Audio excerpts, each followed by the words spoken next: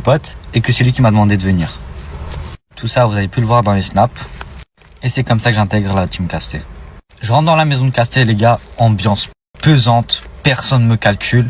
Et le premier truc que m'a dit Casté, les gars, tu fais une vidéo ou une photo, je te casse ton télé ta bouche. En vrai, j'étais un peu choqué parce que je le voyais dans les snaps, rigoler, tout ça. Du coup, je m'y attendais pas. Maintenant, les gars, on peut parler des choses sérieuses. La première personne, les gars, sur qui je vais parler, c'est Midou. Dès que j'arrive, les gars, Midou, il me demande 20 € alors que je suis nouveau, comme s'il était en chien d'argent, et il me supplie de rien dire à Casté. Là, j'ai compris que c'était un environnement malsain où tout le monde était sous la pression de Casté. Vu que je suis un bon, les gars, je décide de lui donner, mais j'ai très vite regretté parce que ce gros porc de Midou, un jour après, il est parti faire des attouchements sexuels à Donna. Donna, c'est une meuf, elle a une réputation un peu de fille facile, mime, tout ça, jusqu'à ce qu'elle est partie se plaindre en pleurs, les gars, chez Casté.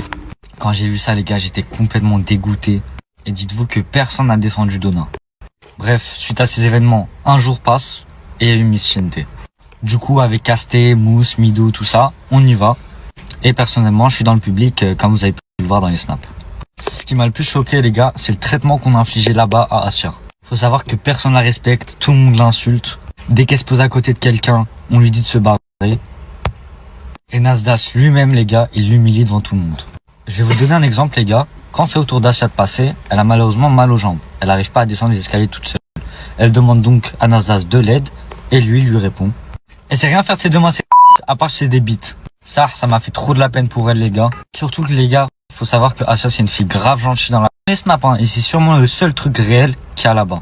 Ensuite, les gars, une scène qui m'a fait mal au cœur. Hors caméra, les gars, s'ils posent la question devant tout le monde à Ogeman, qu'est-ce qu'on fait de ton pote? On le laisse ou il retourne chez lui?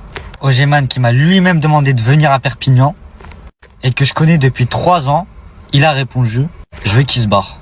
Je vais vous dire la vérité, ça m'a fait très mal au cœur, surtout que c'était un mec que j'estimais beaucoup. Face à ça, j'ai pas répondu et puis j'ai attendu la fin de soirée.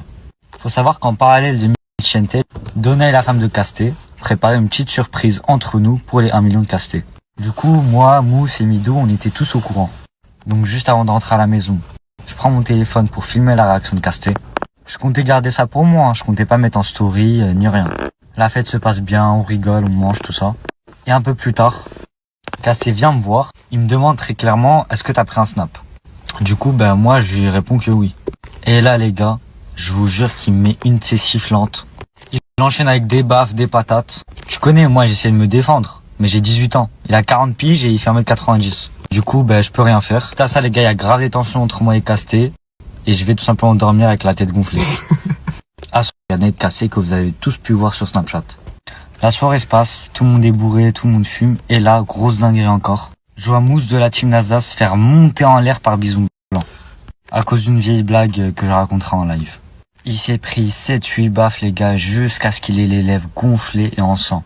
Un peu plus tard, les gars, comme vous avez pu le voir dans les snaps, Donna, elle a vomi et elle était en pleurs. Elle faisait que de supplier Casté de lui pardonner, comme si elle avait peur de lui.